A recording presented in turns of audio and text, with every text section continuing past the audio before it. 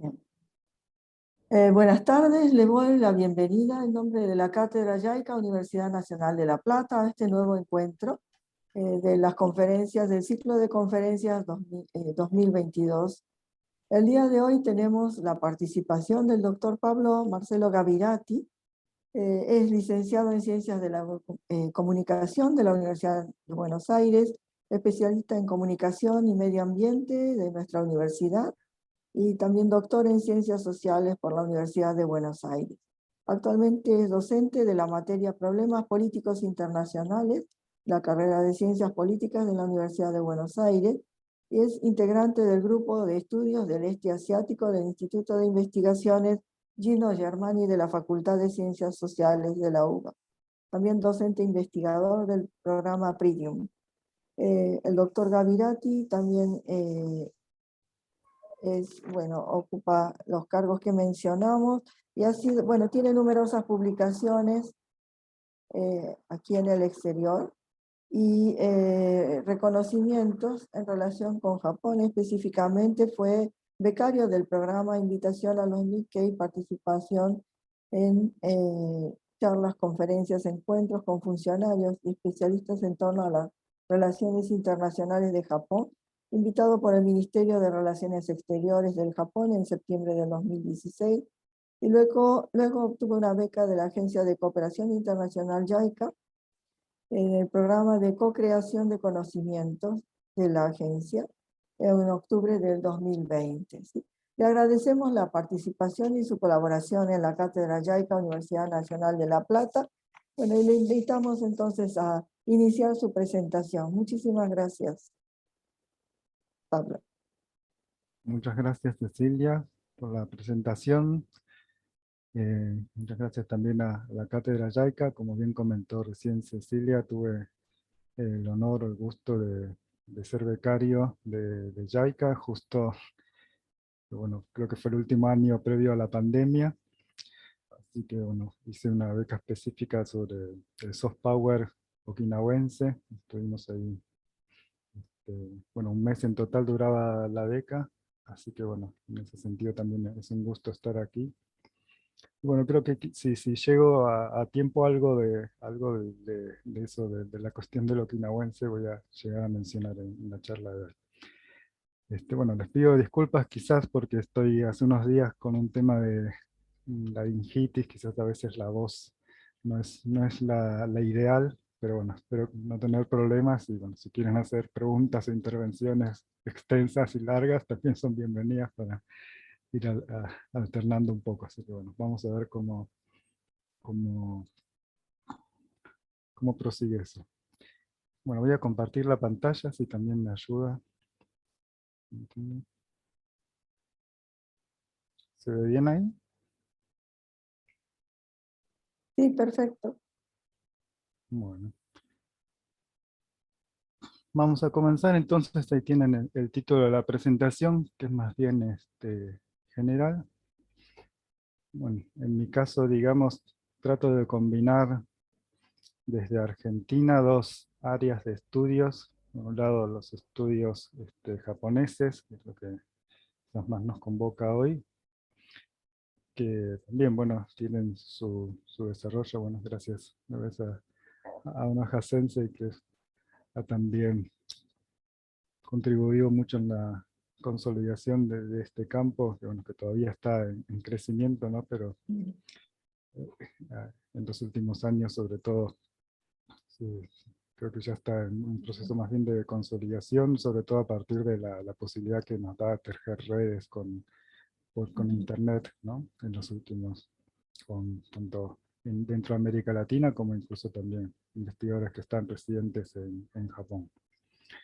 Y trato de siempre combinarlo con lo más posible con otra área que también está en crecimiento, bueno, no solo en Argentina, sino en todo el mundo, que son los estudios ambientales, a partir de bueno, una serie de preocupaciones de las que quizás están más o menos al tanto, que tienen que ver con distintas problemáticas, de la cual el cambio climático quizás es la más importante, pero no es la única.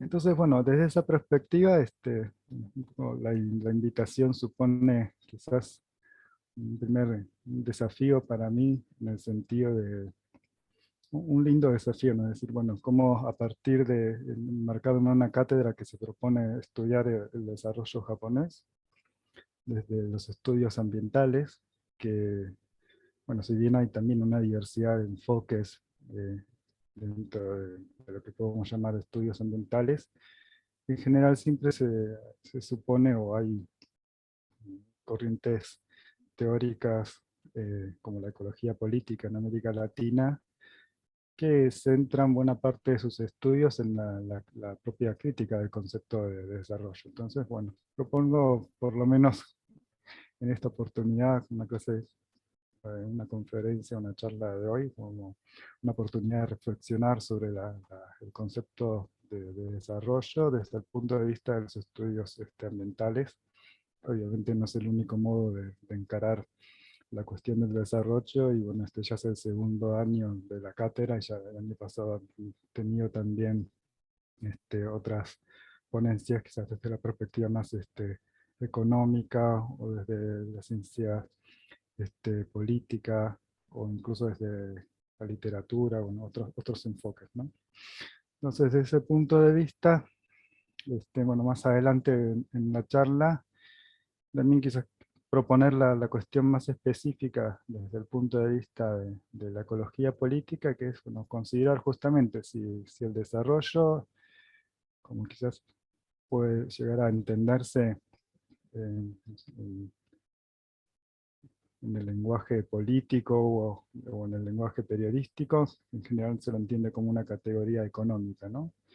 O si también se lo puede considerar desde una perspectiva geopolítica, y por qué. Y bueno, vamos a empezar quizás por esta cuestión de el desarrollo en relación a soft power, en el caso de Japón. Y bueno, hacia el final, esto que les decía, bueno, qué reflexión específica quizás podemos asumir desde los estudios japoneses en Argentina respecto de este tema. Y ahí está la cuestión del okinawense, que quizás podamos llegar hasta ahí. Entonces, bueno, como venía anticipando, en general en los últimos años hay estudios desde el punto de vista del internacionalismo que dan cuenta de la importancia de entender el soft power, ¿no? Que se podría traducir como poder blando o poder suave. Y cuando se habla del caso japonés en general, no sé si, bueno, no sé si alguien, si pueden opinar ahí por chat, o si quieren usar el micrófono. ¿Qué entienden por soft power en Japón? No sé si yo puedo ver el chat también. Ahí. ¿Alguien quiere dejar algún, o sea, Saludos. conocen? Bueno, en general el soft power actualmente se trata de lo que tiene que ver con el llamado Cool Japan, ¿no? La profusión de los productos de la industria cultural japonesa, distintos productos de la llamada cultura popular, cultura masiva contemporánea, desde el anime, desde el J-pop principalmente, ¿no? Y eso se retrotrae ya hace 2 décadas. Tiene el estudio de McGrath que propuso pensar que existe un producto nacional cool de Japón, en el contexto de que, bueno, los 90 habían sido una época de, no sé si decir crisis económica, pero sí de estancamiento económico. Entonces, bueno, como una forma de reactivar la economía, que Japón pueda aprovechar esos recursos económicos dentro de una sociedad post-industrial. Pero en realidad yo quiero acá también volver a la cuestión de que, bueno, es en los mismos años, en realidad en el 2004, Joseph Nye retoma o sistematiza el concepto que acuñó soft power, que ya lo venía trabajando en otros artículos de años anteriores, pero bueno, este libro le da mucha más importancia, y que en realidad el soft power en la concepción de Nye no se restringe solamente a la cuestión de la cultura, que es justamente lo que más se asocia al caso de Japón con el Cool Japan, los productos de la industria cultural, sino que en realidad Nye le da énfasis a bueno, todo lo que tiene que ver con convencer a terceras partes, a otros países, o sea, no usar el uso de la fuerza militar, la coerción, sino otro tipo de estrategias o herramientas, dentro de las cuales se incluye también la política exterior en un sentido más amplio, y los valores políticos, por ejemplo, dice para Estados Unidos, el caso del valor de la democracia lo trata de expandir al mundo, más allá de, de qué posición podamos tener al respecto. Knight se refiere a eso cuando habla de soft power. Entonces, en ese mismo sentido, Japón tiene una larga tradición de soft power, que podríamos llamar retroactivamente, que bueno, que justamente tiene que ver un poco incluso con el marco de la cátedra que nos acoge. Ahora vamos a ver un poco esto de que Japón, como tal vez sepan, en la posguerra, la constitución sancionada en el artículo 9 restringe el uso de la fuerza militar como como un derecho soberano, aunque después se fue reinterpretando. Por lo menos hay un espíritu de un pacifismo, que no se pueda usar justamente la coerción para obtener sus, para llevar a cabo sus objetivos de política exterior. Entonces, en ese mismo sentido, Japón, que tiene esta restricción o esta condición explícita en que no puede usar el hard power, si bien otra vez tiene el llamado Jietai, tiene las llamadas fuerzas de autodefensa, con reformulaciones que se fue haciendo, reinterpretaciones de este artículo 9, por lo menos no puede usarlo del modo que, por ejemplo, sí lo utiliza Estados Unidos para ejercer, digamos, sanciones militares o coercionar, quizás en política exterior. Entonces, desde ese punto de vista, Japón ha consolidado otro tipo de política exterior, en donde justamente la llamada cooperación para desarrollo tiene una importancia trascendental, ¿no? Esta cooperación para el desarrollo también se dice que se termina de consolidar o de sistematizar en lo que es llamado la doctrina Fukuda, en honor a un primer ministro, donde también se utilizó en ese contexto para reafirmar los lazos de Japón, sobre todo con la región del sudeste asiático, pero que también tiene una visión global y que llega incluso su alcance bueno, a nuestra región de América Latina y en África también, ¿no? Después lo vamos a retomar este punto, pero quería entonces, por ejemplo, bueno, este es un discurso del presidente anterior de JICA, Tanaka, donde justamente él remarca, ¿no? Después de la posguerra, Japón se recuperó para convertirse en un país pacífico y próspero, y son las actividades de cooperación a países en vías en desarrollo que la JICA venía implementando, una de las contribuciones más importantes que ha hecho la comunidad internacional, ¿no? Este es como un eje estructural de esa política exterior. Bueno, entonces en este marco justamente de la cátedra que nos acoge sobre estudios del desarrollo, que en el año 2018 inicia, bueno, a través del centenario de la renovación Meiji. Y es interesante que, bueno, dentro de ese enfoque, por ejemplo, en ese mismo año la Universidad de Hokkaido estaba a cargo de una serie de programas que se basaban justamente en la cuestión del manejo de la contaminación y la protección del medio ambiente. Y en ese sentido que los estudios no se basan solamente en los éxitos de Japón, sino también en las lecciones aprendidas a partir de los errores. Y bueno, ese fue, también lo traigo a colación, porque ese fue en realidad mi primera vinculación con la cuestión ambiental en Japón. En el 2008, participando, bueno, de un portal que fundamos llamado Coma Ambiental o Comunicación Ambiental. En 2008 participamos y hicimos una serie de notas sobre distintas conferencias, que no necesariamente organizadas directamente por JICA, pero sí en general con la participación de expertos de JICA, donde justamente se contaba esas experiencias y era básicamente el mismo paradigma, por ejemplo, esta primera nota, para no repetir la experiencia de contaminación de Japón. Se contaban distintos casos de contaminación, cómo Japón los había superado, y bueno, el deseo o el énfasis en que no se vuelva a repetir ese tipo de hechos en otras partes del mundo. Perdón, Pablo, te ¿Sí? interrumpo un segundo. En la pantalla tenemos solamente la portada. ¿Está bien o estás pasándola? Ah, Ahí no, nos no, está entonces pasando. estamos Ah, mal. bien. Está, Gracias por espera. avisarme entonces. No sé si quieres Este, poner pantalla completa, porque a ver, estamos viendo abajo. este tipo de Ahí cosas a está. veces. Ahora te veo a vos. Te vemos a vos. Sí, voy a ver si lo comparto de otra forma. Mm. Bueno, voy a compartir la Ah, ahí pantalla. está. Bien, Esperemos muy bien. que funcione bien. Ahora sí. Aquí Bueno, a está, ver, voy gracias. a pasar un poco. Esto es lo que les estaba contando. Soft Power, el Cool Japan, cuestión de la cooperación para el desarrollo.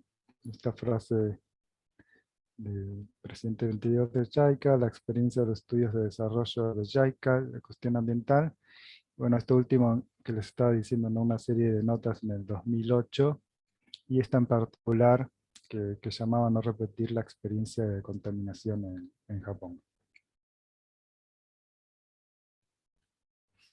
Y bueno, ¿cuáles eran estos grandes casos de contaminación de los cuales se hablaba ya en esa charla de 2008? También se podría hablar mucho y hay estudios muy detallados al respecto, simplemente para que tengan una idea, quienes quizás no lo han conocido. Ahí están expresados en el mapa los llamados grandes cuatro casos, sobre todo la enfermedad de Itai-Tai. Bueno, Itai significa me duele o tengo dolor. El asma de Yokkaichi. Y la más emblemática, que es la enfermedad de Minamata. Si bien a veces se los denominan los grandes cuatro casos del Japón de posguerra, por ejemplo, en el caso de Itai-Tai, hay estudios que documentan el inicio de este tipo de enfermedad o de dolencia ya desde fines de la era Meiji. Aunque bueno, en el 46 se lo detecta como enfermedad, y bueno, se lo reconoce después en los 60, y más o menos un patrón similar también siguen las otras dolencias, sobre todo también en el caso de Minamata Bio, ¿no? El mal o la enfermedad de Minamata, donde bueno, también la corporación que lo produjo al vertir un componente con mercurio a la bahía de Minamata.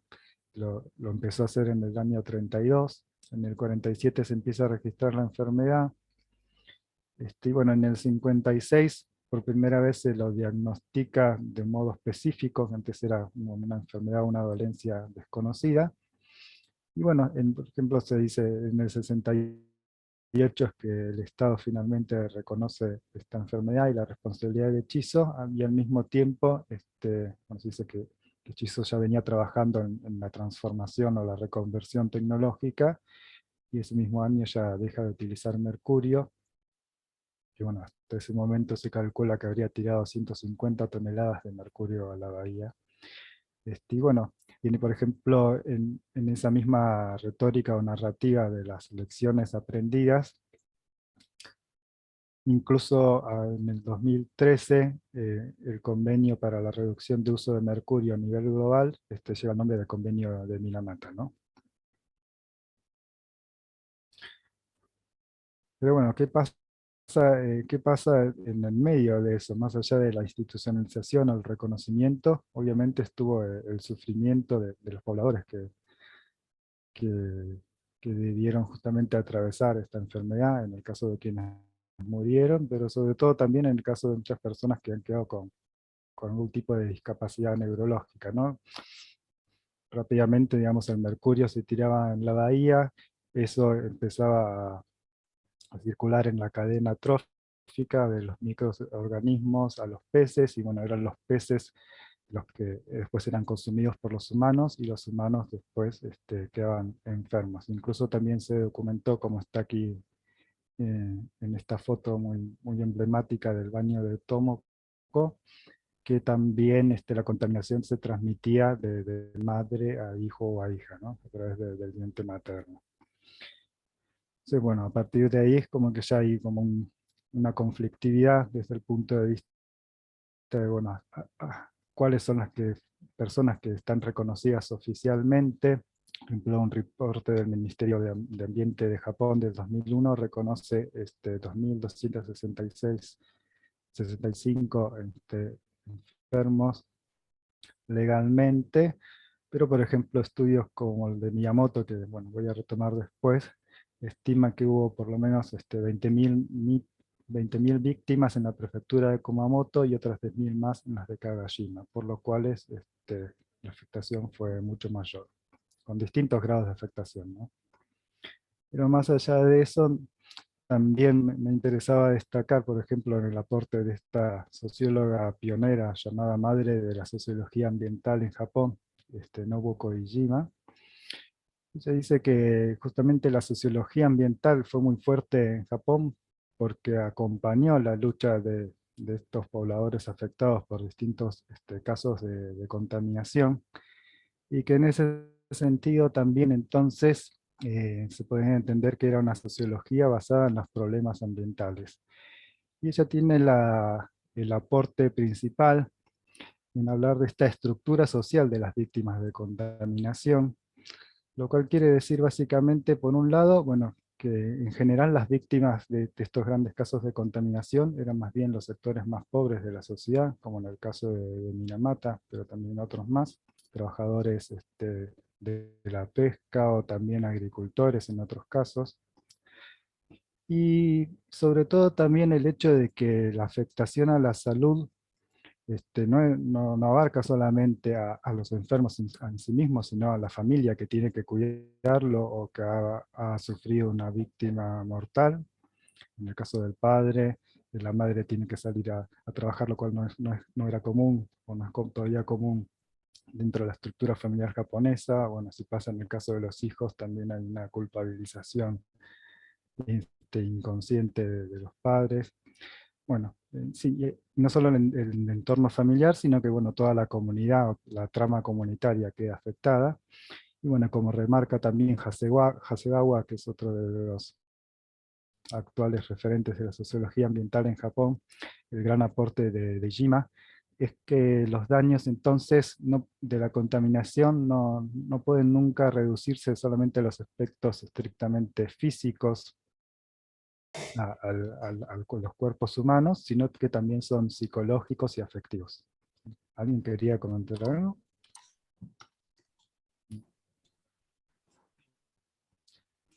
Avanzamos. Entonces, bueno, me interesaba un poco reflexionar desde este punto de vista, por un lado, desde lo que estoy dominando de manera ad hoc clase, la cuestión de las lecciones aprendidas y cómo a partir de esa experiencia se ha institucionalizado distintas leyes o distintos organismos estatales. Por ejemplo, en el enfoque de las charlas del 2008, el énfasis estaba puesto en que la superación de los problemas se había obtenido a partir de las mejoras tecnológicas, por ejemplo en el caso de Chiso, que pudo reemplazar el mercurio. Y también entonces había un énfasis mayor a la cuestión técnica que estaba promovida más bien por ingenieros o científicos en el área de las ciencias naturales, de la química particularmente. Y bueno, también se consideraba la importancia de la concientización o la educación, aunque bueno, está más bien puesto desde el punto de vista de que una sociedad más consciente también podía llegar a exigir las mejores tecnologías para no sufrir los casos de contaminación. En cambio, esto quizás se le puede contraponer una perspectiva, por ejemplo, de Jima en la sociología ambiental, donde remarca mucho más que es la lucha de las víctimas y la lucha en el sentido de la protesta y de la movilización social, lo que consiguió avances en estas legislaciones y también en los juicios, pero al mismo tiempo advertía que ya desde los 80 había como un reflujo de las propias protestas y que en algunos casos la aplicación de las legislaciones ya no era tan efectiva.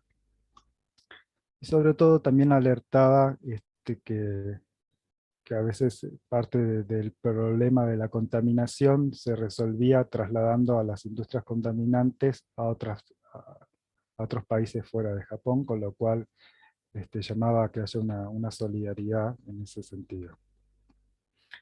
Y por ejemplo, dentro de estas mismas dos posiciones, desde el punto de vista más tecnológico de la modernización ecológica, uno de los expertos o de los expositores que había venido en ese momento es Masaru Kitano, que también, entre paréntesis, es hermano del director de cine famoso, un especialista en química verde. Por ejemplo, alentaba lo que es la idea de la sociedad basada en el reciclo, en el reciclaje de materiales y de energía y todo, pero dentro de ese paradigma, por ejemplo, él decía que todavía era necesaria, o que es necesaria la generación de energía nuclear, a pesar del temor de las radiaciones y considerando incluso el problema de la disposición final. Esto lo decía en el 2008, ¿no? Y en cambio Jima ya desde fines de los 90 era muy crítica respecto de la energía nuclear. Decía que sobre todo las plantas de energía nuclear tienden a construirse en áreas rurales, los que viven en el área reciben el menor beneficio y el mayor peligro. Y entonces, bueno, ¿cuál podría ser la limitación de estos enfoques? Y bueno, basarse solamente en la cuestión de lo tecnológico y no tener en cuenta una cuestión un poco más sociológica, amplia, de las desigualdades que se pueden plantear dentro del territorio japonés. Y bueno, este paradigma de las lecciones aprendidas, que bueno, se reemplazó el mercurio en el caso de Minamata, pero seguía alentando, por ejemplo, la energía nuclear, no pudo prever un catástrofe como el que ocurrió 3 años después, la gran llamada, que seguramente todos conocen, el triple desastre del noreste de Japón, donde bueno, tenemos sí el terremoto y el tsunami, que obviamente son fenómenos naturales, pero lo que no puede considerarse como natural de ningún modo es una catástrofe ambiental, es lo que tiene que ver con la explosión y la crisis de las centrales de Fukushima Daiichi, ¿no? Entonces, desde ese punto de vista, bueno, es un problema que actualmente se sigue considerando. Actualmente, por ejemplo, hay una polémica respecto de los litros de aguas que se utilizaron para refrigerar los reactores y que hoy por hoy están contaminados con tritio, y que bueno, la iniciativa, la propuesta gubernamental es tirarlas al mar después de un tratamiento, y que actualmente este, choca con la voluntad de los pescadores de Fukushima, que bueno, temen por los efectos que eso pueda llegar a traer en la pesca, ¿no? Y bueno, por ejemplo, TEPCO, que es la compañía de Tokio que administra estas plantas, incluso admite que este problema recién se podría llegar a solucionar dentro de 30 a 40 años. Pero lo que quería enfatizar es que más allá del problema en sí mismo otra vez, de la cuestión más de la contaminación en sí misma, que obviamente es importante, lo que hay que tener en cuenta es cómo eso desestructuró las comunidades o los pueblos en Fukushima, ¿no? Hubo más de 150.000 residentes evacuados.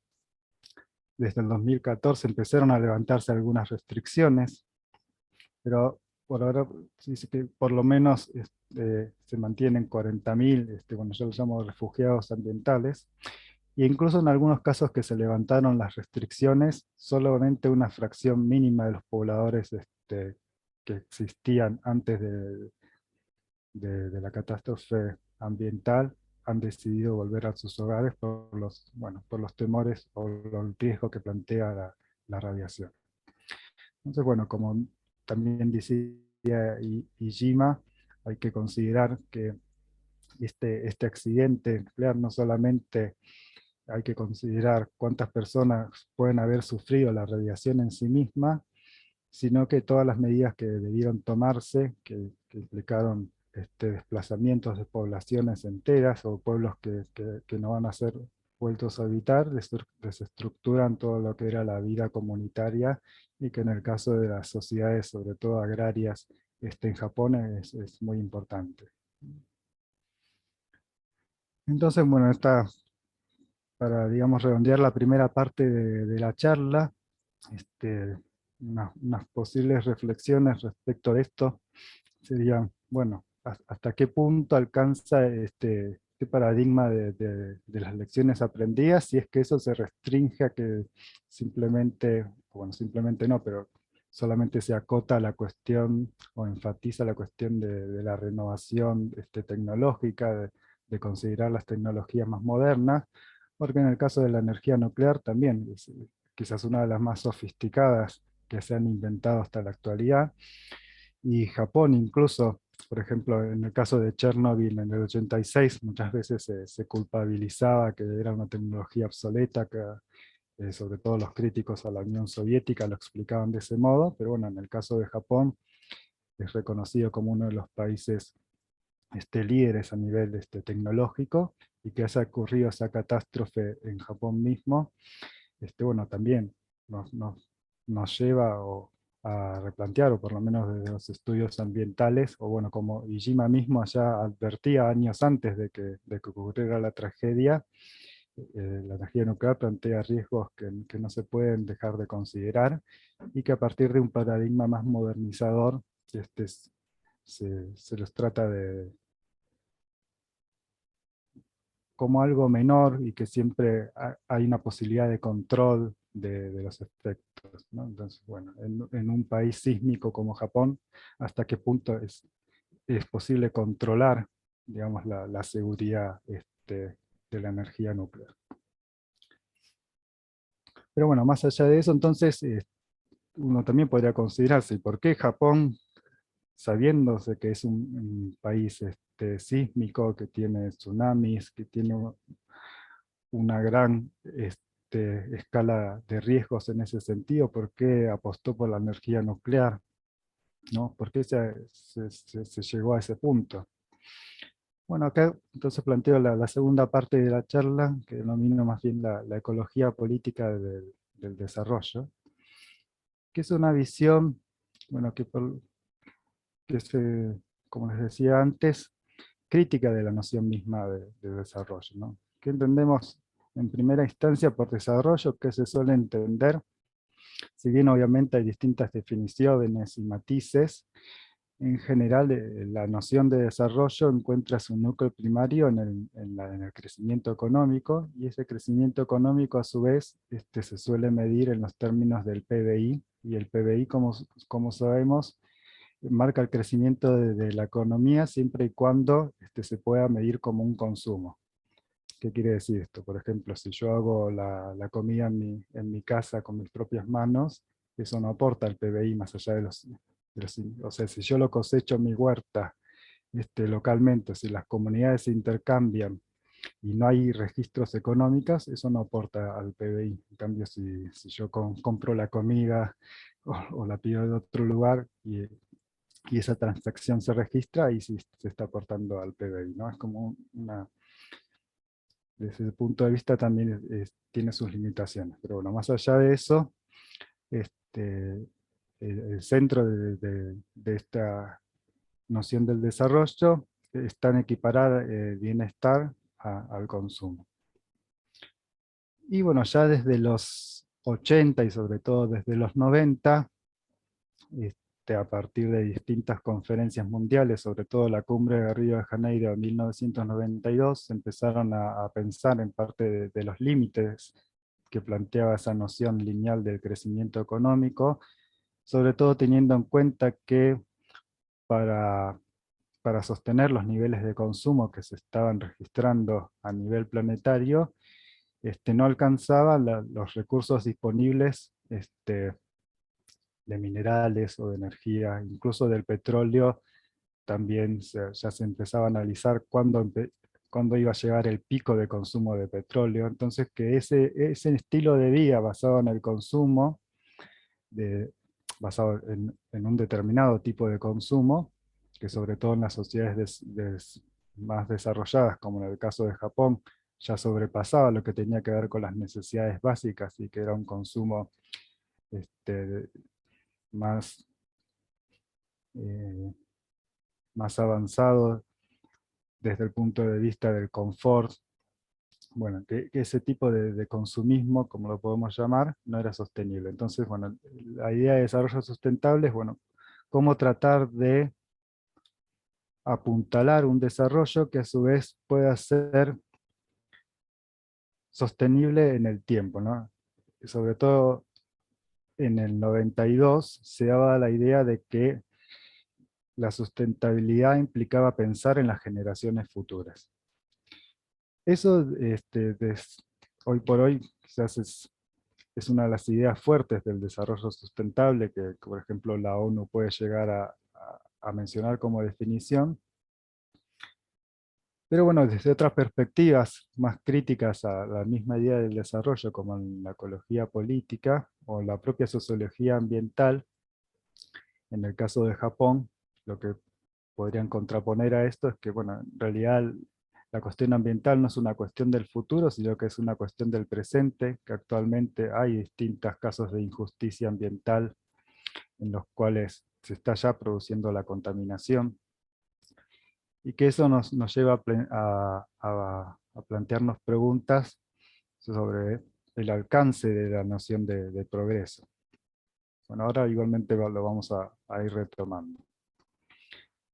Y a su vez, hay otras vertientes de la idea de la crítica al desarrollo que también empiezan a enfatizar esta cuestión que estaba planteando al inicio de la charla, de si el desarrollo es simplemente una categoría económica basada en el crecimiento y en las sociedades industriales, o si no se puede considerar también una categoría geopolítica. ¿Qué significaría esto? Bueno, por ejemplo, Sachs, que es el compilador de este diccionario del desarrollo, que también se editó en el 92 por primera vez, dice que propone llamar la era del desarrollo al periodo histórico que comenzó en el 49, cuando el presidente de Estados Unidos Truman declaró por primera vez en su discurso de investidura que el hemisferio sur eran áreas subdesarrolladas. Entonces, desde ese punto de vista, el desarrollo no es tanto una categoría económica, sino una categoría geopolítica que sirve para dividir al mundo principalmente en dos grandes bloques: los países desarrollados y los países no desarrollados o subdesarrollados.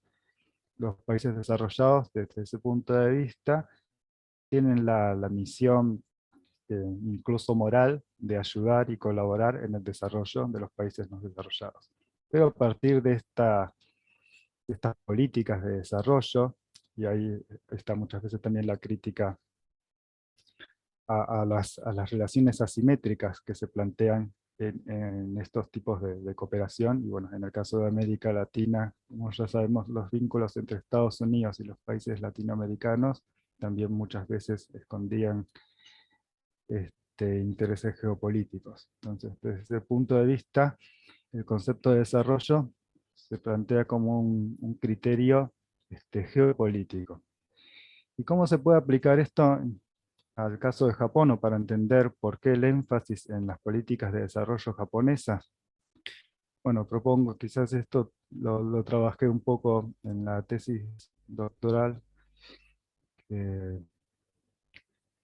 También hay otros antecedentes, pero más bien en otros países, de cómo plantear las distintas etapas de dentro del sistema mundo de Wallerstein. Por ejemplo, Aníbal Quijano también lo menciona. Pero bueno, aplicados al caso mismo de Japón, si tomamos la noción de Sachs, el desarrollo se constituye como el paradigma o la ideología de posguerra, en la cual Japón, para ser considerado un país con un estatus, entre comillas, civilizatorio, tenía que ser también considerado un país desarrollado. Eso le permite a su vez superar la crisis de la derrota del 45, donde también esto merecería un mayor debate y una mayor reflexión, pero para decirlo en términos muy sintéticos, el periodo de modernización que se inicia en el periodo Meiji, uno de los eslóganes, no el único, pero uno de los eslóganes retomados de los clásicos chinos y que se adaptó al contexto, Shikoku Kyohei, que podría llegar a traducirse como país rico, ejército poderoso, planteaba cómo se tenía que insertar Japón en el contexto de bueno, la llamada diplomacia de los cañoneros, en los cuales las potencias europeas y Estados Unidos se expandían su- sus mercados capitalistas eh, en todo el mundo, o sobre todo en África y en Asia en este contexto. Obviamente China era uno de los espacios más deseados. Y bueno, como sabemos, la apertura de Japón se produce en el 53 y en el 54 a partir de los cañoneros de los llamados Kurofune. Y en ese contexto, una de las interpretaciones de Meiji podría decir, bueno, cómo, cómo salir de esa afrenta que significó los tratados desiguales que tuvo que firmar el gobierno de Tokugawa en los últimos años, y la idea de alcanzar, ¿no? La idea de lo que antes era quizás la diversidad espacial se transforma en, como dice Morris Suzuki en uno de sus textos, en una diferencia temporal, ¿no?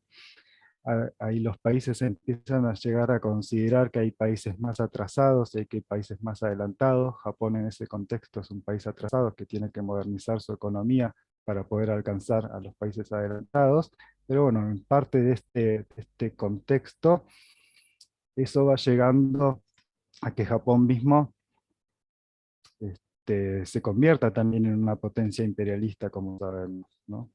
Y bueno, ya en 1895 la primera victoria contra China, pero sobre todo con la victoria en la guerra ruso-japonesa en 1905, Japón alcanza un estatus de país, entre comillas, civilizado, al también poder conseguir su primera colonia entre 1905 y 1910 con Corea, ¿no? Y eso a su vez implicaba un mayor acceso a los recursos naturales, en el caso de Corea, del arroz y los minerales, que servían para sustentar su economía. Pero bueno, se podría llegar a considerar que incluso lo económico no era lo más importante, sino que era instrumental a la grandeza de las potencias imperiales, y que el principal remarcador de que se era una potencia, en el caso de Japón, pero también en el de Francia, en el de Inglaterra, en el de Estados Unidos, obviamente, en el de Rusia también, en el de Alemania, eran las posesiones coloniales. Eso se rearticula en el 45, en el mundo de la posguerra, con un nuevo liderazgo hegemónico de Estados Unidos, que va a proponer justamente una idea diferente, ¿no? Bueno, a su vez se articula el marco de las Naciones Unidas que tenemos hasta hoy, que justamente tiene como primera misión que nunca más vuelva a suceder las grandes guerras que ocurren en los 30 y en los 40, y la noción justamente de la paz y desarrollo, ¿no? Ese discurso de Truman del 49 se entiende en este contexto, ¿no? Y la idea que entonces Japón va a poder recuperar el estatus que perdió con la derrota en el 45 como un país próspero, una potencia, civilización, ya no más a partir del camino del militarismo, sino a partir de alcanzar el estatus de ser un país desarrollado, y entendido el desarrollo como un crecimiento económico sostenido, ¿no? Entonces, desde ese punto de vista, la doctrina Yoshida va a ser muy importante. Posiblemente ya muchos lo conocen. Yoshida, o Shigeru Yoshida, un primer ministro, una figura política trascendental del periodo de posguerra, sobre todo en su gestión como primer ministro del 48 al 54, va a marcar los principios fundamentales, tanto a nivel geopolítico como a nivel nacional. Por un lado, la alianza estratégica con Estados Unidos, una relación especial en la cual cedía la protección militar a Estados Unidos. Recordemos, como ya dijimos al principio, que la Constitución de posguerra, en el artículo 9, eh, por lo menos en el contexto de Yoshida, prohibía que Japón tenía un ejército, pero lo que Yoshida va a decir en ese sentido es, bueno, aprovechemos que no tenemos ya que preocuparnos por la defensa, y bueno, también aprendamos de lo que fueron nuestros errores en la época del imperialismo, y ahora lo que tiene que hacer Japón es justamente concentrarse en la economía y en la reconstrucción de posguerra. Eso desde el punto de vista japonés. El contexto geopolítico en el cual eso fue posible tiene que ver justamente, bueno, por un lado el factor interno, el ascenso del Partido Socialista dentro de Japón, pero más que nada el gran acontecimiento que cambia la política estadounidense hacia Japón es el triunfo de Mao en la Guerra Civil China, que establece el Partido Comunista, y bueno, la actual separación con Taiwán, que está en las noticias hoy por hoy, y a su vez nos sí cuenta también la guerra en la península coreana, que termina con bueno, la lamentable división de la península que todavía tenemos en Corea del Norte y Corea del Sur. Entonces, en ese marco del avance del comunismo y el peligro, entre comillas, que eso significaba para Estados Unidos, es que Estados Unidos eh, cambia radicalmente su política de contención a Japón, y Japón, por, por así decirlo, si bien gran parte de su aparato industrial había sido destruido en el 45 por los distintos bombardeos, lo que, lo que obtiene es como más bien un capital geopolítico, ¿no? Japón era la potencia regional en el contexto del imperialismo, y pasa a ser reconvertida a la potencia regional en el contexto de las políticas de paz y desarrollo. Sé que esto quizás a veces este, puede generar críticas o polémicas, pero bueno, es un modo también de entender cómo es que Japón alcanza la reconstrucción de una manera tan rápida a partir del apoyo de Estados Unidos y de los intereses geopolíticos. Pero bueno, volvamos un poco ahora más a los contenidos de la charla. Traté de hacer esta explicación, que no tiene que ver tanto específicamente con los estudios ambientales, pero sí desde la perspectiva crítica del desarrollo. Entonces, si volvemos a la pregunta, ¿por qué Japón desarrolló una política nuclear tan fuerte, que fue incluso el tercer país que más centrales nucleares tuvo hasta antes del desastre de Fukushima, sabiendo el riesgo que planteaba estar entre tres placas tectónicas? Bueno, eso también se puede entender dentro de la alianza de Japón con Estados Unidos, ¿no?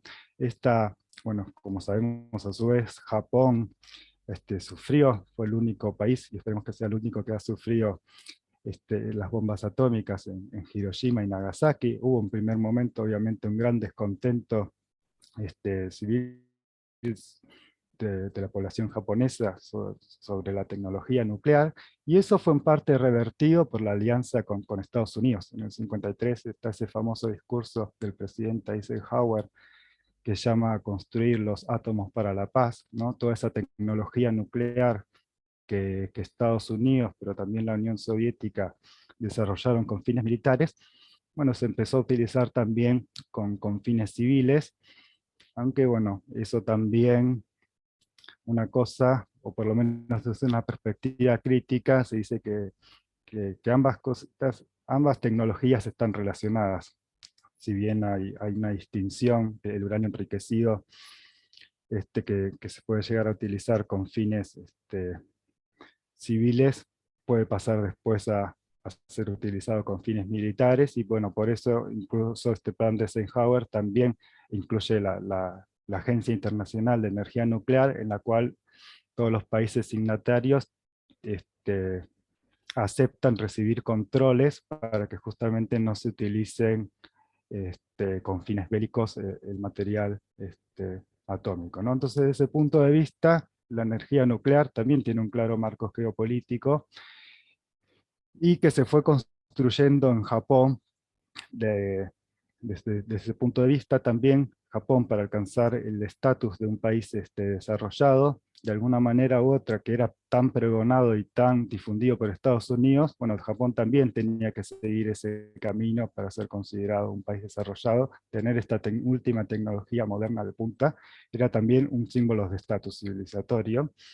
Y bueno, incluso productos de la industria cultural que, que hoy tenemos naturalizados, como lo que en Occidente se conoce como Astro Boy, pero en realidad en japonés es Tetsuan Atomu, o sea, ahí está este, este robot, o este androide construido a partir que funciona a partir de la fuerza de la energía nuclear. Bueno, de algún modo también hay estudios críticos que plantean cómo a partir de estos personajes también se fue popularizando o aceptando el uso de la energía nuclear en el país que había sufrido las bombas atómicas. Bueno, también de una manera más amplia, acá tenemos la tesis también interesante de Tsuchikawa, que, bueno, Cecilia también fue una de las directoras de ella. Muy interesante esa tesis, si la pueden rastrear o leer, dentro de una maestría de Flaxo, donde ella estudia también los cambios en los modos de vida, bueno, más específicamente en los roles de géneros que también ella conceba. Pero bueno, esto es lo que se dice, ¿no? Como este modelo de desarrollo, es- que vimos la faceta más geopolítica, también obviamente implicó una transformación en los estilos de vida y en las formas de organizar de las familias, ¿no? A partir de un estilo de vida basado en los electrodomésticos. Bueno, aquí lo que remarca, y me parece interesante, lo que remarca Tsuchikawa, es que si bien todos estos electrodomésticos obviamente tienen una función material, también tienen una función simbólica, ¿no? En ese sentido dice que significaba realizar el estilo de vida norteamericano en el hogar, ¿no? O sea, ese paradigma del desarrollo también tiene una clara dimensión cultural. Bueno, yendo más ya hacia el fin de la exposición, planteo entonces cómo podemos desde los estudios ambientales mm, tratar de superar o presentar alternativas a esta visión del desarrollo basado en el consumismo, basado en este estilo de vida norteamericano. Por ejemplo, el autor que había mencionado antes, Miyamoto Kenichi, es uno de los pioneros de la economía ambiental en Japón. También comenzó sus estudios en los 60 a partir de interiorizarse en la problemática del asma de Yokkaichi y la lucha de los pobladores afectados por esa violencia. También se hizo muy famoso por acuñar la categoría de Kogai, que a veces se traduce como contaminación, pero bueno, más específicamente sería hablar de un daño que es público o colectivo, ¿no? Es que esa afectación que produce la contaminación otra vez, no ataca simplemente solamente a individuos, sino que ataca a un colectivo público. Y que muchos de los juicios que se llevaron a cabo también instalaron la figura del daño público colectivo dentro de la jurisprudencia japonesa. Bueno, yo tomo acá más bien un capítulo en un libro donde Miyamoto remarca otra vez que fue el movimiento anticontaminación, el verdadero gestor de las políticas públicas japonesas. También remarca que Japón ya había tenido experiencias de contaminación desde Meiji, como también el caso de la minera de Ashio, y que se habían tomado algunas medidas para revertir la contaminación, por ejemplo, en otros casos de fábricas, construir chimeneas más largas, por los cuales la administración japonesa estaba al tanto de que podían existir estos problemas, pero que en los primeros años de posguerras el gobierno no tomó medidas en este sentido, justamente por el énfasis tan importante que tenía la reconstrucción japonesa en este paradigma del desarrollo. Y dice que, bueno, igualmente, entonces en los 70 sí es cierto y es muy valioso dentro del marco de las experiencias aprendidas, que lograron sancionarse leyes importantes, y no solamente a nivel nacional, sino que él enfatiza mucho el rol que tuvieron los gobiernos locales o los gobiernos prefecturales en hacer incluso legislaciones más estrictas que la normativa nacional, como en el caso de Tokio que él señala, pero que en los 80, que es conocido más bien como la época de la prosperidad en Japón, la época de la prosperidad económica, en la cual los beneficios de este estilo de vida se habían difundido mucho más, empieza a disminuir también el activismo público ambiental, y que eso también baja las demandas públicas ciudadanas al gobierno, y que eso muchas veces empieza también a relajar las políticas públicas al respecto, ¿no? Uno podría pensar si lo que sucedió después con la política de control a la energía nuclear también tiene que ver con parte de eso, ¿no? Y hay estudios que señalan que TEPCO conocía que podría llegar a ocurrir un tsunami incluso de hasta 15 metros de altura, pero que no, esas voces no fueron escuchadas. Y bueno, Miyamoto remarca también algo de lo que no he hablado, digamos, a pesar de que en realidad hice mi tesis específicamente sobre cambio climático, me centré más en los problemas locales, en el sentido de, me había centrado en los problemas locales porque también la ecología política del desarrollo lo que trata de remarcar es, bueno, justamente señalar hasta qué punto los beneficios del crecimiento económico, que obviamente hay que reconocerlos si son ciertos, por ejemplo, que en Japón no existen niveles de pobreza como los que sí tenemos que todavía sufrir en América Latina, pero señalar también cómo al interior de esos procesos de desarrollo hay inequidades y hay desigualdades, y bueno, en el caso de Minamata específicamente, el beneficio del desarrollo no llegó en ese contexto. Y lo mismo puede suceder ahora en las poblaciones de Fukushima.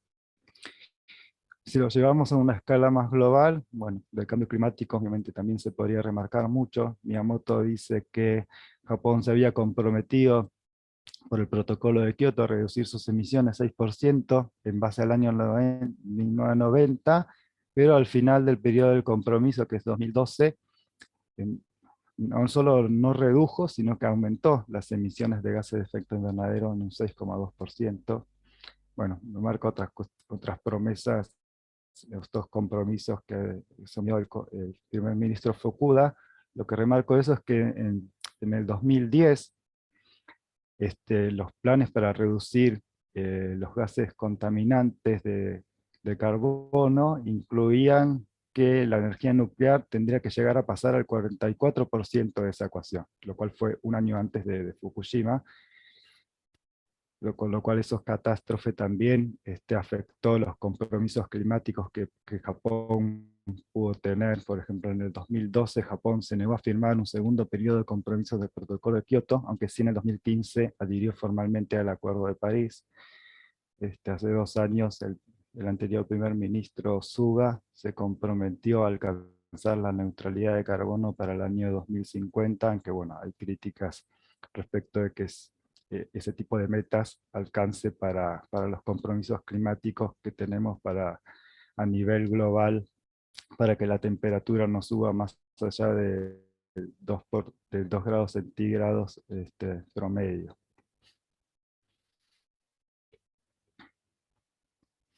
Me interesó también compartirles de este libro que se publicó, por lo menos la versión traducida recientemente. Por ejemplo, señala Miura, que viene del área incluso de los estudios de marketing. Él señala que se podrían distinguir 4 grandes etapas de la sociedad de consumo en Japón. La primera, que tiene que ver justamente con esta primera modernización en Meiji, pero que se asienta en el periodo Taisho, de una occidentalización y de un cambio en los estilos de vida, pero que en ese momento solamente se concentran en las grandes organizaciones, sobre todo Tokio y Osaka.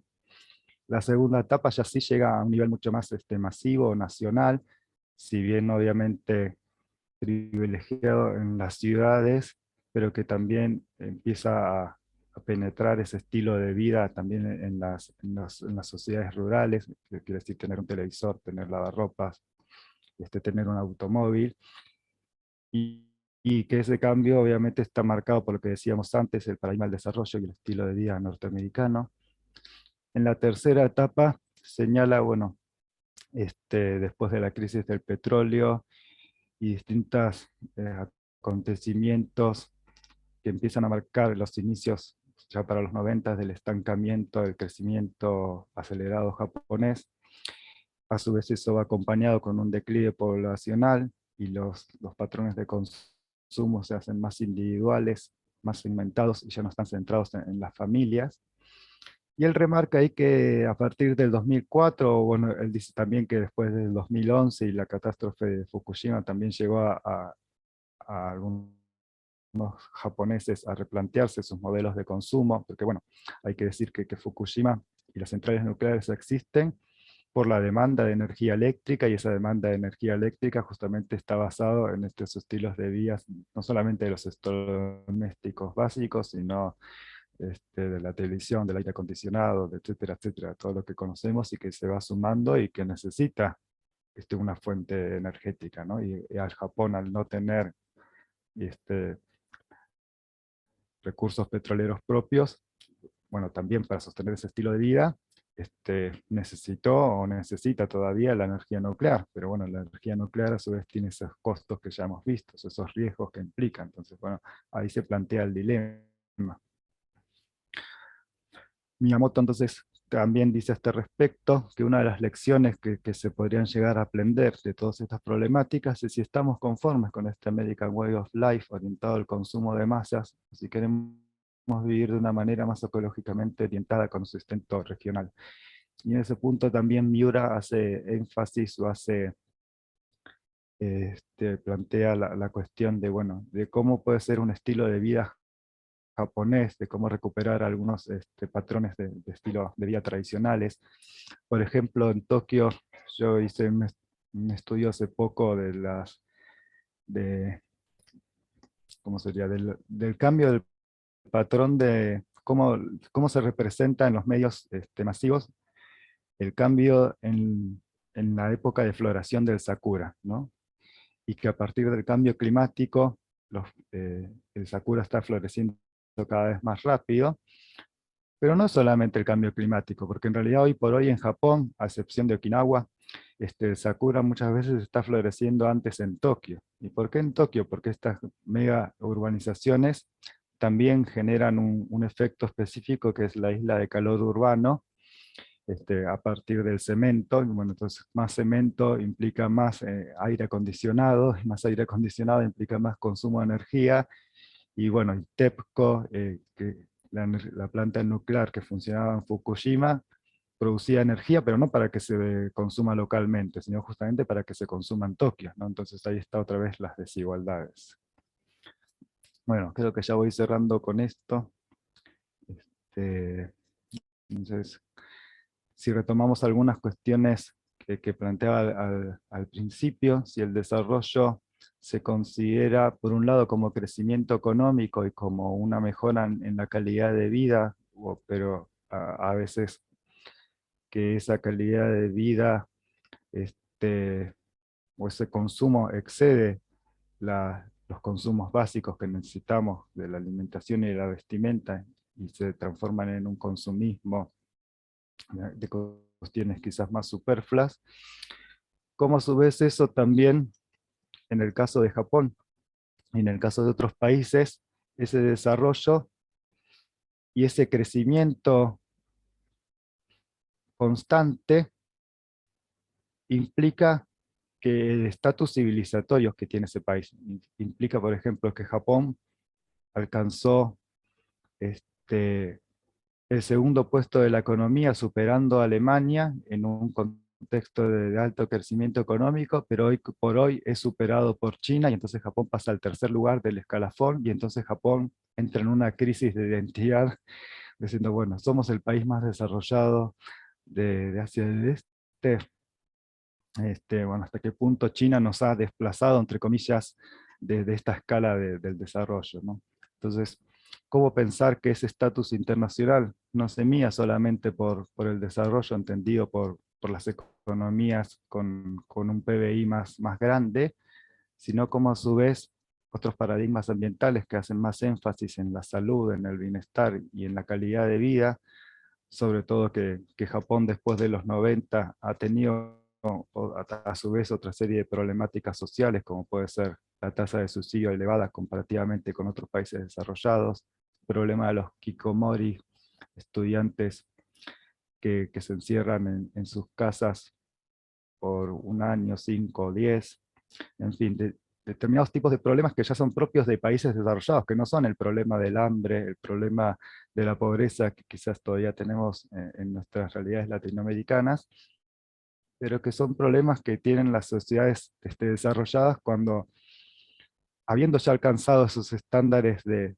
vida básicos, este, todavía basan su modelo de vida en seguir cada vez consumiendo más o aumentando el crecimiento económico, ¿no? Entonces, creo yo que cada vez más estas cuestiones ambientales van a ser consideradas o deben ser consideradas, y de qué modo entonces también la cooperación, incluso para el desarrollo, se puede pensar en una escala de una transformación del postdesarrollo, y planteando que ese paradigma no se ancle simplemente en la noción de crecimiento infinito o de progreso infinito, sino en la idea del bienestar y de la salud y de la calidad de vida, más allá del consumo económico. Bueno, voy a terminar por acá, para si abrimos el diálogo. Me quedó quizás la última parte que tenía que ver con Okinawa, Eh, pero vamos a bueno, despejar por aquí. bien. Bueno, en todo caso, si al final, después de una ronda de preguntas, sí, porque me quedé con la curiosidad sobre el tema de Okinawa. Pero bueno, Puede surgir con una abrimos pregunta, ¿no? entonces, sí, abrimos la ronda de preguntas. Y hay alguna, por favor utilicen el chat en todo caso para volcarlas, y después Amalia, que está colaborando con nosotros, participando también, las va a leer.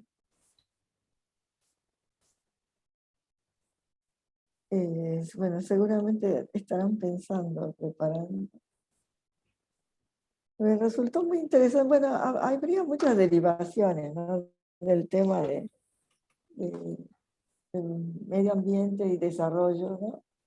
Pero en tu presentación, bueno, justamente me acordé de un profesor de Kioto que trabajaba el tema de medio ambiente. Era un tema muy alejado a mí, ¿no? Era Yasuda Yoshinori. Y una de las cuestiones que me planteó en algún momento fue la idea que él había venido estudiando, ¿no?, de las grandes civilizaciones en el Mediterráneo. Las grandes civilizaciones del Mediterráneo surgieron, crecieron, se desarrollaron, y cuando se comieron todos los bosques desaparecieron.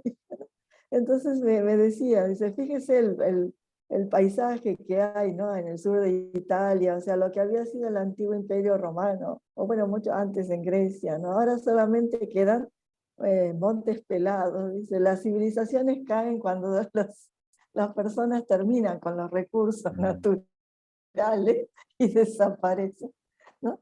Y entonces, esto estamos hablando de principios de los 90, ¿no? El doctor Yasuda me decía eso, y yo desde mi mentalidad de tercermundista decía, pero nosotros todavía no empezamos el desarrollo. Y me negaba a aceptar eso, ¿no? Yo creo que un poco entiendo la oposición de China, ¿no? De que cuando está creciendo y las grandes potencias quieren poner límites a su desarrollo industrial, porque resulta que están produciendo, ¿no?, el desastre ecológico. O sea, cuando los otros ya pasaron la fiesta, cuando nos toca a nosotros, dicen, no, ese no es el camino.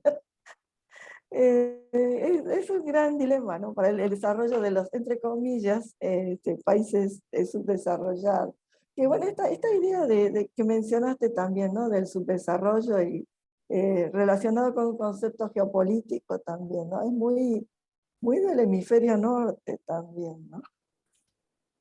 Hay Bueno, no una sé. pregunta para Bueno, tiene Pablo. un montón de ideas, pero después en todo caso con las... Adelante, Amalia. Sí, es de Mica Olivera. Dice: buenas tardes, les agradezco sus esfuerzos para compartirnos esta conferencia el día de hoy y me interesaría saber si tiene alguna recomendación de lectura con respecto al caso de Minamata.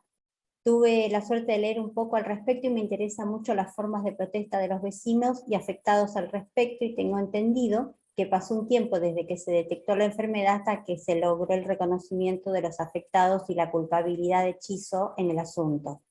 Creo que es un proceso interesante en relación con lo que usted dijo al principio sobre la importancia de las luchas sociales en los avances con respecto a los problemas ambientales. Desde ya muchas gracias y espero y se entienda mi curiosidad. Sí, hay mucho material. Quizás, bueno, obviamente en japonés, pero sí también disponible en idioma inglés, si puedes acceder al inglés. Y por ejemplo, dejo el nombre de un libro, que es el capítulo de Miyamoto también está incluido ahí, donde hay especialistas tanto japoneses como no japoneses, que bueno, es interesante, por ejemplo, que en este libro se reflexiona un poco respecto de que los estudios japoneses recién en los últimos años han empezado a interesarse por la cuestión ambiental y sobre todo después de Fukushima, como que el giro ecológico llegó tarde a los estudios japoneses. Entonces, bueno, este libro trata de compilar o de convocar a investigadores que han desarrollado estudios en ese sentido. Obviamente que en Japón, con la tradición de sociología ambiental que les señalaba antes, hay muchos más, pero quizás no son conocidos fuera de Japón. Igualmente también dejo mi correo ahí. Ahora, bueno, puedo también en español, si fuera necesario. También hay algunos trabajos al respecto. Pero bueno, sí hay de diversos tipos. Incluso también hay material oficial que está bueno y es necesario eh, leer y acceder, que produce el propio Ministerio de Ambiente de Japón. Creo que ahí marqué un reporte del 2001 que también reconstruye un poco de qué se trató la enfermedad en sí mismo, cómo fue el proceso legal. Incluso muchos de esos juicios llegan hasta este siglo. Incluso hasta hace poco también se sancionaron nuevas leyes específicamente para, para los afectados por el mal o por la enfermedad de Minamata, así que es una cuestión que todavía sigue, obviamente no tanto como fue en los 60 y en los 70, pero todavía sigue en debate e incluso en litigio. Así que sí, interesante igual. Y bueno, respecto del comentario de Cecilia, sí, hay una, no sé si llamarlo corriente, pero hay una serie de estudios que se enfatizan en eso, en la cuestión del colapso, ¿no? Cómo las sociedades colapsan cuando consumen todos los recursos, o bueno, además de los casos que has mencionado, por ejemplo, uno de los más famosos es el caso de la isla de Pascua. Bueno, también la cultura que ha construido esas esculturas que hoy conocemos, bueno, como vivía en una isla, se cree que consumió todos los recursos que tenía disponible en esa isla y bueno, y colapsó la sociedad. Digamos, la gran diferencia que plantearía la crisis ecológica hoy por hoy, y sobre todo con la cuestión del cambio climático, pero no solamente eso, es que ese colapso se podría traducir a una escala planetaria. O sea, quizás cuando un pueblo consumía todos los recursos, entre comillas, disponibles en un territorio, en una isla, tenía la alternativa de mudarse a otra isla o a otro territorio cercano, ¿no? En el caso del planeta Tierra, bueno, están las ficciones más hollywoodenses de, bueno, nos mudamos a otro planeta, pero hoy por hoy, digamos, no es una alternativa viable. Con lo cual, bueno, ahí aparece ese discurso de que el planeta Tierra es la única casa, es la casa común, ese tipo de advertencias respecto de que estamos alcanzando los límites a nivel planetario. Ahora bien, no obstante eso, digamos, también hay críticas a este tipo de discursos más. Desde la ecología política se los llama, por ejemplo, Arturo Cobar los llama a ese tipo de discursos globalocéntricos, o sea, centrados en una dimensión más global que en general se corresponde a veces con los discursos de los países desarrollados, en el sentido de lo que también estabas comentando, ¿no? Las críticas que sobre todo China tuvo hasta hace unos años, de decir, bueno, ¿por qué nosotros tenemos que limitar nuestro desarrollo, nuestro crecimiento económico, si estamos simplemente haciendo lo mismo que ustedes hicieron años atrás? Entonces, bueno, sobre todo en el caso del cambio climático, y es lo que más estudié en la tesis, pero bueno, esta geopolítica del desarrollo, es decir, bueno, China entendía que limitaban su crecimiento para que no ascendiera como una potencia, ¿no? Pero bueno, desde el otro punto de vista, bueno, si todos los países aspiran a tener un modo de vida como Estados Unidos, hay cálculos en un indicador que se llama huella ecológica, que dice que necesitaríamos 4 planetas tierras para sostener el nivel de consumo de los países desarrollados. Entonces, bueno, ahí está la cuestión que claramente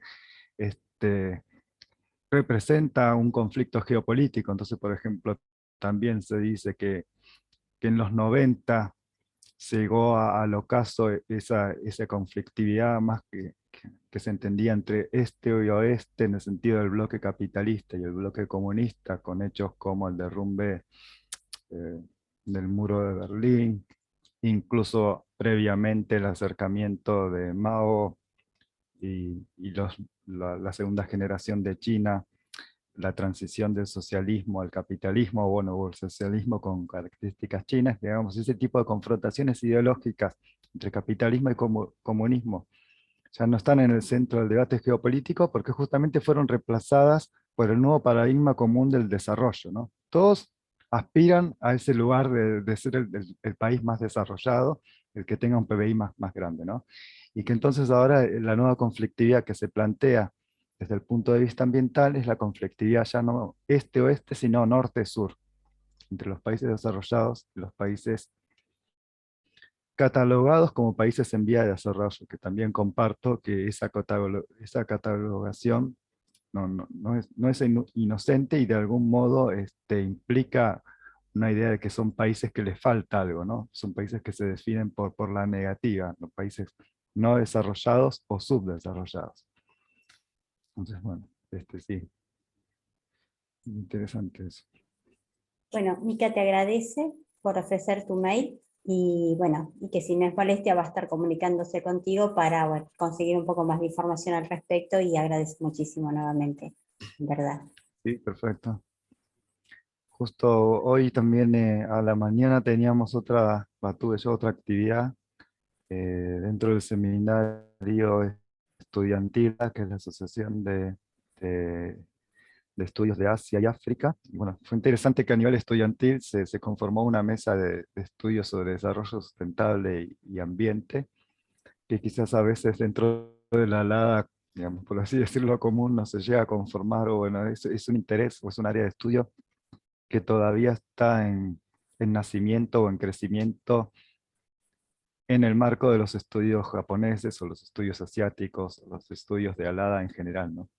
Así que bueno, es difícil a veces combinar los dos tipos de preocupaciones o de intereses, y que bueno, también agradezco la oportunidad para hacer uno de esos cruces. Pero bueno, creo que tiene que ver más todavía con la agenda de este siglo, la agenda que estamos empezando a ver, el desafío del cambio climático, que ya no se puede considerar solamente un hecho del futuro, pero que bueno, cada vez más si los patrones de desarrollo no se alteran y si la emisión de gases de efecto invernaderos sigue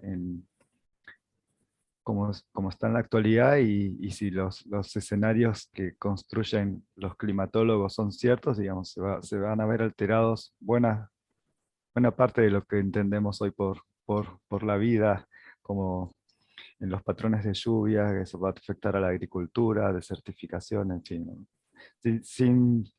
Sin ser, o sin ser catastrofista o evitando esa retórica, digamos, es un tema del cual hay que ocuparse, creo yo, cada vez más, y bueno, y, y- y está bueno que en cátedras que se orientan a los estudios del desarrollo también se lo incluya, y que se incluya la reflexividad crítica sobre la propia noción del desarrollo que se plantea desde los estudios ambientales, ¿no? Quizás a veces es solamente una cuestión semántica, decir, bueno, ¿qué entendemos por desarrollo? No es que hay que dejar detrás del desarrollo, pero bueno, la crítica al desarrollo, sobre todo basada en el patrón del crecimiento económico y del aumento del PBI.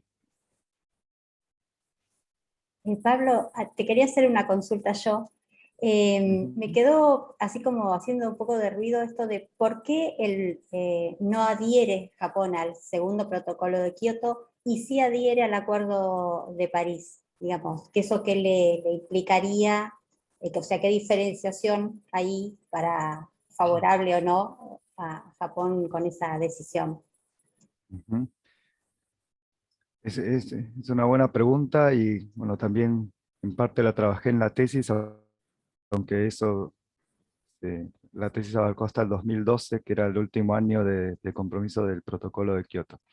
En realidad, el protocolo de Kioto, que se firmó en el 97, asumía compromisos vinculantes de reducción de emisiones, con lo cual jurídicamente algunos analistas señalan que es más fuerte los compromisos que asumían, pero a su vez estaba restringido a algunos países nucleados en el anexo 1, que eran justamente los países desarrollados, los considerados desarrollados, que ahí estaban nucleados los países de la OCDE, en los cuales estaba Japón, el único país asiático considerado desarrollado a la época, incluso Corea del Sur no estaba dentro del anexo 1 del protocolo de Kioto,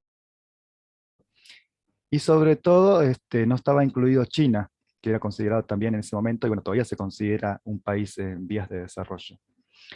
Entonces lo que ocurrió es que Estados Unidos, que había firmado ese protocolo, se retiró eh, en la presidencia de Bush, porque decía que eso afectaba a los intereses norteamericanos y que no iban a firmar ningún tratado que no incluyera a su vez a China y a India sobre todo. Y entonces en ese contexto, bueno, la Unión Europea y Japón en los primeros años del siglo XX siguieron liderando, por lo menos diplomáticamente, eh, las negociaciones de cambio climático, pero ya hacia, mil- hacia el 2010, hacia el 2011, 2012, Japón se alineó más con la posición de Estados Unidos y empezó a exigir un nuevo acuerdo donde justamente no estén solamente los países que habían firmado eh, como anexo 1 al protocolo de Kioto, sino un nuevo acuerdo que incluyera a todos los países. Y bueno, justamente China, en una primera instancia, no quería firmar ese tipo de acuerdos, pero bueno, estaría para hablarlo mucho más, pero China también empezó a hacer unas transformaciones a nivel interno, empezó también a cambiar el paradigma de su desarrollo, y a su vez China recibió muchas críticas, y eso también afectaba lo que en los términos de la charla hablé como soft power, afectaba la imagen internacional de China. Entonces China también se fue cambiando. De hecho, hoy por hoy China habla de que está en el paradigma de la civilización verde. En fin, fue adoptando una serie de compromisos, y eso llevó a que en el 2015 se firmara este Acuerdo de París, en el cual todos los países, o la gran mayoría de los países, están dentro de ese acuerdo, y bueno, Japón también aceptó formar parte de ese nuevo acuerdo, porque también China y los otros países en desarrollo habían aceptado formar parte. Entonces, bueno, todo eso tiene que ver con las negociaciones y geopolíticas que se van dando en las negociaciones de cambio climático. Bien, gracias. Tengo una pregunta para darte de Alejandro Oregón, que dice: buenas tardes, Pablo. Desde ya le agradezco su amabilidad en brindarnos esta charla. Muy interesante la cuestión del desarrollo y la ecología en el Japón, desde su historia moderna hasta el presente, y quisiera preguntarle si en tus investigaciones llegó a vincular la ecología con la sociedad 5.0 que propone Japón para el futuro cercano de las sociedades. No, como concepto no. Sociedad 5.0. He entendido que es algo que, de lo que escuché, para una reconversión de la tecnología central en el ser humano, pero no sé si quieres comentar algo más al respecto, Alejandro. ¿Querés abrir el micrófono, Alejandro? Ahí está. Hola, buenas tardes. Sí, no, lo que pasa es por charlas recientes que tuvimos dentro de la cátedra, me parecía un momento oportuno como para vincular ambos temas, ¿no? De cómo el Japón está brindando, si se quiere, un modelo alternativo para el futuro y nada, consultar cómo ese modelo se podría ajustar al desarrollo en relación también con el sostenimiento de la ecología, ¿no? Sobre todo en el contexto mundial que estamos viviendo. Por Ah, eso, a eso iba mi pregunta. sí, Pablo, intervengo. Creo que, no sé si está Cintia, porque Cintia Gómez es quien trajo a la cátedra esa idea. No sé si Cintia, ¿querés agregar algo? Sí, en realidad, perdón, es un tema que recién, bueno, se está desarrollando, como comentaron, es todo lo que se viene de, en realidad como una propuesta superadora, como también planteó Pablo, a todos los problemas que trajo el desarrollo hasta el día de hoy. Entonces, bueno, creo que es una visión que recién se está armando, una visión muy amplia de todos los aspectos de la sociedad. Y bueno, las cuestiones ecológicas sí tienen también su lugar y también las tecnologías que acompañan, porque también hay que sostener, ¿no? El sistema productivo, todas estas transformaciones que se tienen que dar desde las fuentes de energía, que también mencionó Pablo, están dentro del debate. Lamentablemente hay poco material también, como estuvo comentando el doctor Gavirati, en español. Sí, seguramente habrán informes del Ministerio de Ambiente de Japón, algunas propuestas en torno a la sociedad 5.0, pero imagino que todavía en japonés.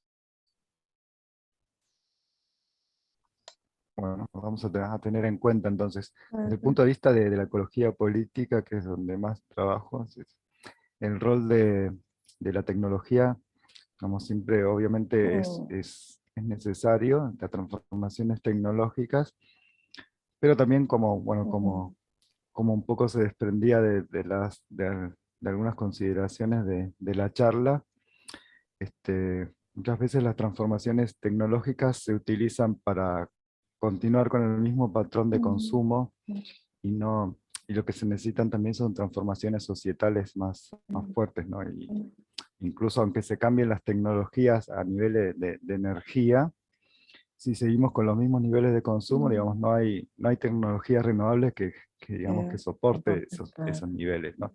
Entonces la pregunta más bien sería, bueno, por ejemplo, ¿necesitamos realmente inodoros eléctricos, inodoros que puedan calentarse, que hablen, que tengan distintas funciones? ¿O nos bastamos con los inodoros tradicionales? Obviamente es solamente un ejemplo muy puntual y anecdótico, pero bueno, así digamos expandido, bueno, entonces sí, desde el paradigma de la sociedad 5.0 se incluye lo tecnológico, pero también otros aspectos, bien, sería interesante. Lo voy a buscar también para ver cuál es la propuesta. Sí, porque era un poco lo que mencionaba Cintia, si no entendí mal, era la superación de la información, ¿no? De tecnología de información, que se vincularía, o sea, todo el desarrollo tecnológico con el desarrollo humano. Pero el problema es que se basa en la tecnología de información, y toda la tecnología de información circula gracias al uso de energía, en lo posible la energía más barata, y en estos momentos es la nuclear, ¿no? O sea, las alternativas o renovables o demás todavía no dan abasto. Sí, no solamente el consumo de energía, sino los minerales necesarios para las TICs, digamos, las También, tecnologías de claro, información y conexión, Por ejemplo, lo que está para- actualmente en debate en Argentina de la minería de litio, Ujú, de los celulares y todos los dispositivos claro. electrónicos, no solamente necesitan energía, sino minerales escasos o minerales que a veces generan conflictividad ecológica. Entonces, bueno, otra vez, siempre las transformaciones tecnológicas son bienvenidas y en muchos casos nos Ujú, permiten solucionar problemáticas, ujú, pero también se necesita replantear, bueno, desde la claro. noción misma de desarrollo hasta nuestros estilos Ujú. de vida. Pero, ¿qué dilema verdaderamente, ¿no? ¿Qué dilema para reflexionar? Porque, por ejemplo, toda la tecnología informática permite que hoy nos podamos comunicar de esta forma, ¿no? Pero tenemos el caso de dando clases en la universidad de chicos que no tienen acceso a internet o que hay problemas de conexión y demás, ¿no? Pero por un lado permitió la democratización en el uso de información, circulación y difusión de información, ¿no? Pero por el otro genera este problema, ¿no? de contradicciones con el uso del medio ambiente también, ¿no? O sea, por un lado, hay muchos y muy grandes avances y beneficios. Lo que, bueno, ha pasado en la historia de la humanidad, ¿no? De grandes avances y beneficios, pero a costa, o sea, el costo es siempre cada vez es quizás más grande, ¿no? Ese creo que bueno, es el dilema para reflexionar.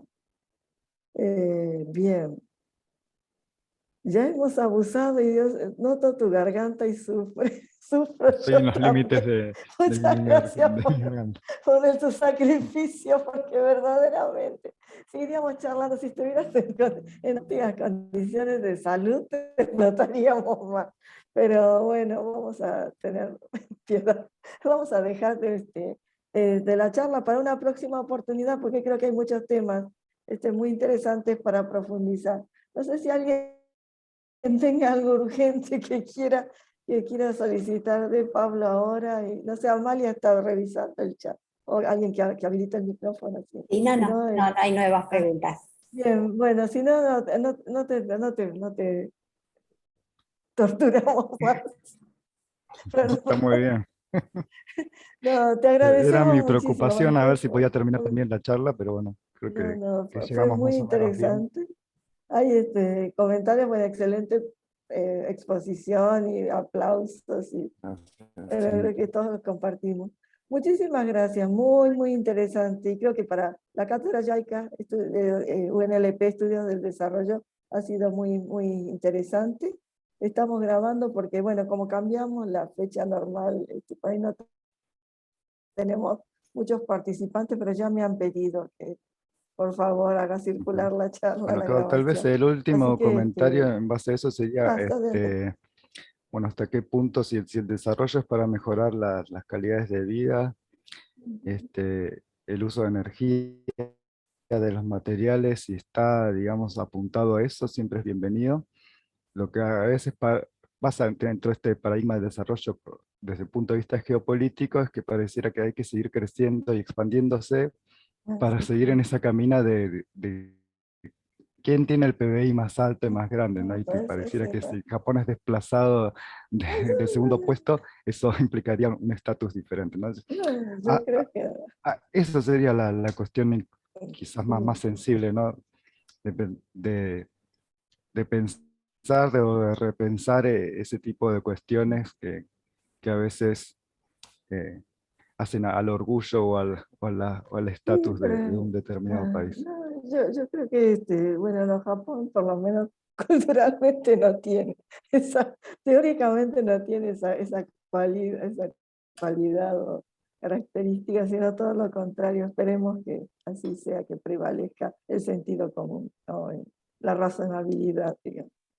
Hay un comentario sobre Ay, esto último que dice, bueno, de Florencia, dice, justo estoy haciendo un curso sobre cambio climático y una de las cosas que se habló es que el desarrollo debería ser más importante que el crecimiento. Entonces, bueno, son buenas categorías para pensar. Sí, sí, hay quienes lo plantean así, digamos, que el desarrollo es algo más integral que el crecimiento. Bueno, hay distintas bueno, concepciones de desarrollo humano también incluso. sí. Bueno, muy bien. damos por finalizado entonces el encuentro de hoy y los esperamos el próximo lunes. Seguimos con reseñas de libros. ¿Sí? Así que muchísimas gracias. Buenas noches a todos y a todas.